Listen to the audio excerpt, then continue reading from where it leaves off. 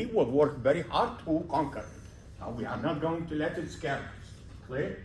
But it's a very exciting course, as you will see in the charts, in the history charts that I will show you. I am not going, before I go to the details, I'm not going to go through charts again. This is only for this course. This is only for this class. Next class, we'll go back to my favorite thing, which is what? Slaving over the what? The whiteboard. Clear? I cannot teach electronics using charts. But this, because there are some sketches and stuff that I want to show you that I need to use this. Okay, so let's go over. I don't have it. Give it to me, please. Thank you.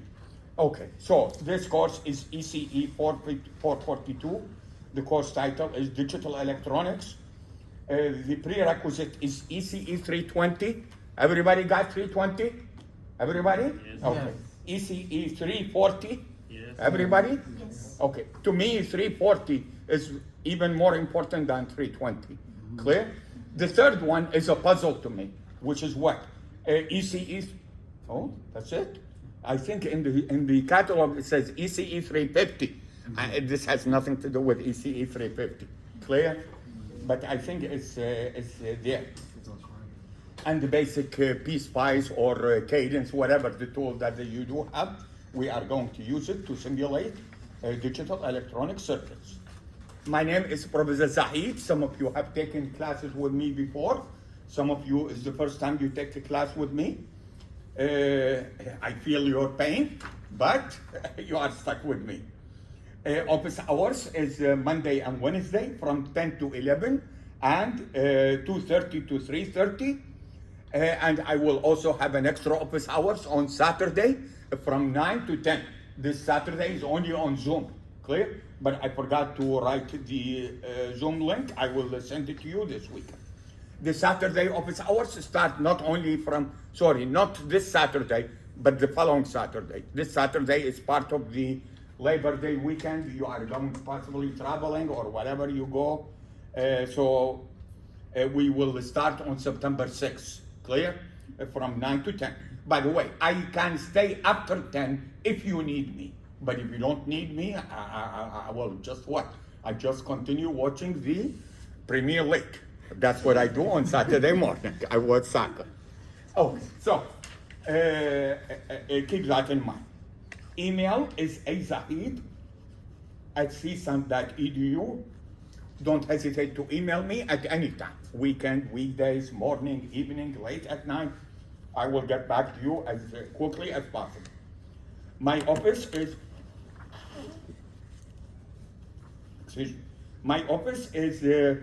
338, this building, but it's on the other side. So when you take the elevator to the third floor, you need to cross to the other side of the building. You see my office, 3338. We are going to have two midterms. The first midterm, October 15, and the second midterm is November 19. And the final exam is on December 17. Clear? We also going to have some simulation project to groups of 3. So we will divide the class into group of 3s to handle the project. Not difficult project, some simple project to get you familiar with how to do simulation using Cadence type tools. Homework is assigned every week and it's counted as 10 points extra credit. We cannot get a grader for the class. The requirement is that we need to have at least 33 students in the class for them to assign a grader. We have 31. So we are missing by 2. So, but it will be counted as as 10 points extra credit to be added to your final score. Grading policies, I don't go by a curve. You already know me from those of you who took class with me that I don't go by a curve. So this is the scale. The required textbook is Microelectronics 8th edition. I think this is the same textbook that you used in ECE 340. Clear? Okay, but make sure, by the way, I posted because I think some ECE 340 professor uses the 7th edition. I posted the new edition, which is the 8th edition Don't tell anybody I did that. Okay, and I will also post a couple of reference books this weekend on campus as well.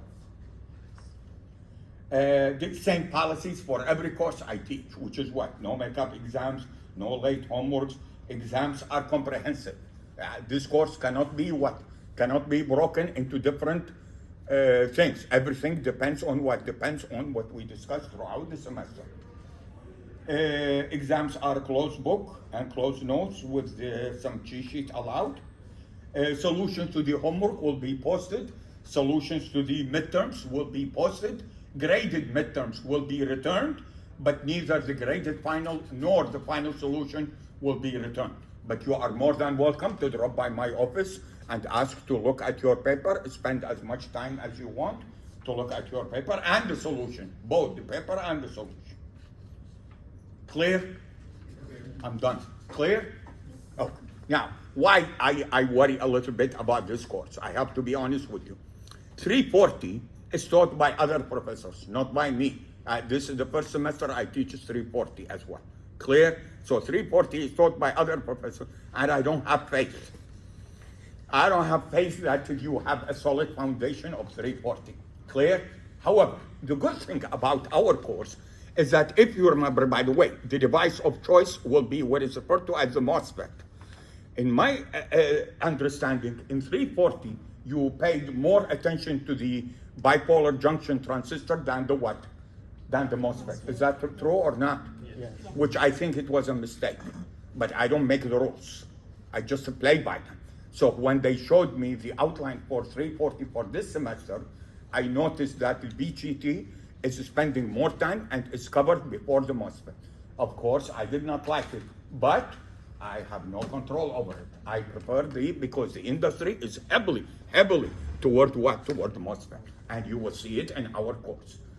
So I have to make sure that your foundation on the MOSFET, which stands for what? The metal oxide semiconductor field effect transistor, is solid before we can go into what? Into heavy analysis or heavy design on the logic circuit. The good thing about it, if you remember, which is doubtful, there are 3 regions for the operation of the MOSFET. One region is called what? The cutoff. The other one is called the triode region. And the third one is called the active region. We, in our course, because we are going to use the MOSFET as a switch, not as an amplifier. You follow me? Have you taken 440? None of you have taken 440? None of? Is it not required? It's either or. Either or? Yes. Okay. In 440, which is called what? Electronics 2, you deal with MOSFET as what? Amplifiers. But in digital electronics, we don't want to build an amplifier. We want to build a what? A logical gate, which is a switch, on, off, on, off. So we are going to go from what? The cutoff region to the triode region without spending much time on what? On the active region. Oh, sorry, on the saturation region. Clear? So, but I need you to understand all of these different regions, how the MOSFET reacts, and so on and so forth, before we can start. And we will do that beginning on Wednesday. Wednesday, I will review the MOSFET operation, the NMOS and the PMOS. Our interest, by the way, is what is known as CMOS. Did you take CMOS in 340? We covered a little. Hello. Who teaches 340? Who? Oh, God. I had it. We had it with. The CMOS is going to be a combination of what? NMOS and PMOS. One complement the other. Why? Because we are dealing with 2 levels, zeros and ones. You follow me on when one is operating, the other one needs to be what? Off, and vice versa. Clear? In doing so, we need to review, first of all, the NMOS and the PMOS separately. Clear? And then we can put them together. Okay, good. Now, so that is my only concern. After that, after we gain some solid foundation of what the NMOS and the PMOS is, how they operate, the rest of the way will become a little bit what? A little bit smoother. Clear? We are dealing with digital design rather than what? Rather than analog design. Clear? Which one do you think is easier?